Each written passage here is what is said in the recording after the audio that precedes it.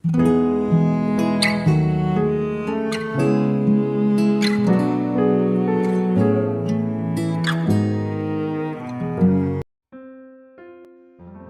saudara yang dikasihi Tuhan Yesus dimanapun saudara berada saat ini. Saya menyapa bagi saudara semua yang ada di Indonesia, dari Sabang sampai Merauke, dari Miangas sampai Pulau Rote, dan saudara yang ada di Malaysia, di Singapura, di Timur Leste. Senang sekali berjumpa kembali menjumpai saudara semua.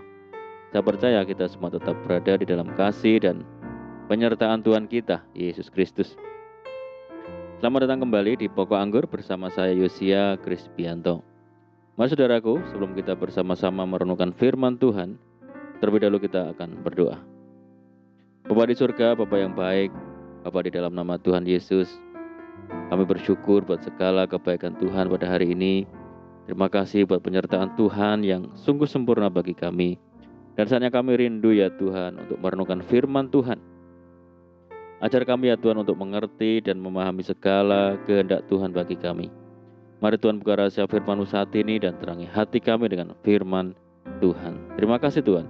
Ini doa kami hanya di dalam nama Tuhan Yesus. Kami berdoa. Amin. Baik saudara, kita akan membaca di dalam Yesaya 30 ayat yang ke-18. Sebab itu Tuhan menanti-nantikan saatnya hendak menunjukkan kasih-Nya kepada kamu. Sebab itu Ia bangkit hendak menyayangi kamu. Sebab Tuhan adalah Allah yang adil. Berbahagialah semua orang yang menanti-nantikan Dia. Puji Tuhan. Saudaraku, setiap masalah yang dialami oleh manusia bisa berasal dari dalam atau disebabkan oleh pihak luar. Dari dalam yaitu karena kesalahan yang diperbuatnya. Sedangkan dari luar adalah karena perlakuan atau perbuatan jahat orang lain. Dalam kondisi seperti itu, semua orang pasti mengharapkan adanya jalan keluar sesegera mungkin. Di tengah keterbatasan dan ketidakberdayaan ini, kita sangat menantikan uluran tangan Tuhan. Pada saat menantikan pertolongan dari Tuhan ini, timbul masalah lain yaitu berkenaan dengan sikap hati kita yang cenderung tidak sabar menunggu waktu Tuhan. Dalam masa menunggu ini, kita seringkali lemah dan putus asa karena kita merasa bosan dan tidak lagi sabar ketika melihat kenyataan masih belum seperti yang diharapkan. Kemudian kita mendesak Tuhan dan cenderung memaksa Dia untuk segera menolong menurut cara dan waktu kita. Seorang yang dewasa rohani seharusnya tidak bersikap demikian, melainkan belajar tetap sabar dan terus bertekun menanti-nantikan Tuhan. Karena ia sangat percaya bahwa Tuhan memiliki waktu tersendiri dan terbaik. Mari saudara, kita belajar dari kehidupan Saul yang karena ketidaksabarannya menunggu waktu Tuhan harus menanggung akibat sangat fatal, yaitu ditolak menjadi raja.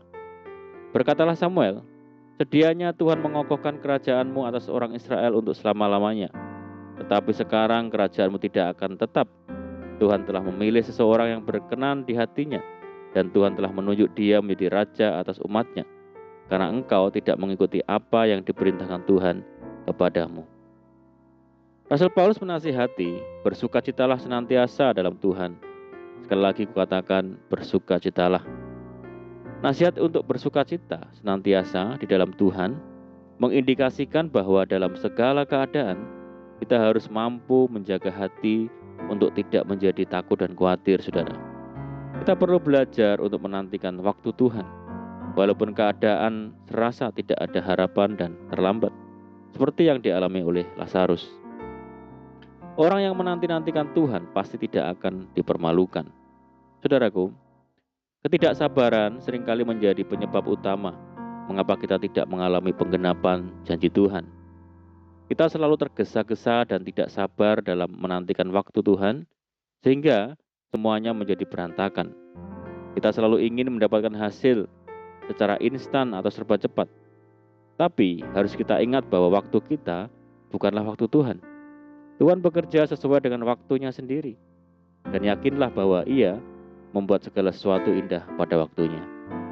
Saudara, Saul ditolak menjadi raja Israel karena ketidaksabarannya menantikan waktu Tuhan. Ketika Lazarus jatuh sakit, Alkitab mencatat, Yesus sengaja tinggal 2 hari lagi di tempat di mana ia berada.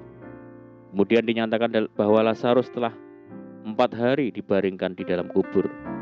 Secara manusia, Marta dan Maria kecewa karena Yesus menunda waktu untuk datang, sehingga saudaranya Lazarus akhirnya meninggal. Tetapi tidak ada kata terlambat bagi Tuhan. Tuhan Yesus justru berkata, "Tetapi syukurlah aku tidak hadir pada waktu itu, sebab demikian lebih baik bagimu, supaya kamu dapat belajar percaya." Dan pada waktu yang tepat, Tuhan Yesus membangkitkan Lazarus dari kematian. Saudara, selalu ada rencananya yang indah di balik masalah yang kita alami saat ini. Sering kita berkata, "Mengapa Tuhan tidak segera menolongku? Mengapa Tuhan sepertinya diam dan tidak bertindak terhadapku?" Kita menjadi kecewa dan tidak lagi tekun menantikan Dia. Saudara, Bani Isakar adalah orang-orang yang mengerti waktu Tuhan, sehingga mereka tidak gegabah di dalam bertindak. Saat menghadapi orang Filistin, Tuhan meminta Daud untuk sabar menantikan waktunya dan tidak asal serang. Lalu Daud pun berbuat seperti yang diperintahkan Allah kepadanya. Maka mereka memukul kalah tentara orang Filistin, mulai dari Gibeon sampai Geser. Karena taat kepada tuntunan Tuhan, Daud mengalami kemenangan. Puji Tuhan. Saudaraku, mari kita belajar untuk memahami waktu Tuhan. Waktu Tuhan membutuhkan kesabaran. Waktu Tuhan membutuhkan ketekunan dan iman yang tetap. Mari kita selalu mempercayai setiap janji dan perkataan Tuhan, walaupun janji itu belum tergenapi dalam hidup kita saat ini. Amin, puji Tuhan. Mari kita berdoa. Bapa di surga, Bapa yang baik, Bapa di dalam nama Tuhan Yesus Kristus, terima kasih buat firman-Mu saat ini ya Tuhan. Ajar kami ya Tuhan untuk dapat memahami waktu Tuhan bagi kami, yaitu saat Tuhan menyatakan janji-Mu bagi kami, sehingga kami mampu hidup dalam ketekunan, kesabaran, dan hidup dalam iman yang tetap kepada Tuhan, sampai kami melihat kuasa-Mu Tuhan kerjakan bagi setiap kami. Terima kasih ya Tuhan. Saat ini kami berdoa bagi saudara kami semua yang mendengar program ini di Indonesia, dari Sabang sampai Merauke, di Malaysia, dan dimanapun mereka berada. Berdoa bagi mereka yang saat ini sakit, Tuhan sembuhkan jamah di dalam nama Tuhan Yesus. Mereka yang hidup dalam tekanan, kesulitan, persoalan, mari Tuhan, tolong mereka, berkati dan pulihkan hidup mereka. Buka jalan bagi mereka ya Tuhan. Tuhan memberkati mereka dalam rumah tangga, pekerjaan, bisnis, pendidikan, dan apapun yang dikerjakan. Berdoa bagi saudara kami yang hidup dalam ikatan dan belenggu dosa. Mari Tuhan lepaskan di dalam nama Tuhan Yesus, bebaskan. Berdoa bagi bangsa kami Indonesia saat ini menghadapi berbagai macam masalah dan juga menghadapi pandemi. Mari Tuhan, Tuhan yang akan menolong, Tuhan memberkati bangsa kami. Belas kasihan Tuhan bagi bangsa kami, pulihkan bangsa kami, dan kerinduan kami mohon belas kasihan Tuhan karena pandemi global segera berakhir. Terima kasih Tuhan, ini doa kami. Kami percaya Tuhan mendengar seruan doa kami, hanya di dalam nama Tuhan Yesus kami berdoa. Amin. Puji Tuhan saudaraku, kita sudah berdoa. Saya percaya saat ini kita dikuatkan dan diberkati. Mari kita tetap semangat di dalam Tuhan, jangan berputus asa. Tetap berdoa, bersukacita senantiasa, sebab di dalam Tuhan kita sanggup melakukan segala perkara. Selamat malam dan selamat beristirahat. Doa saya menyertai saudara semua. Tuhan Yesus memberkati. Haleluya.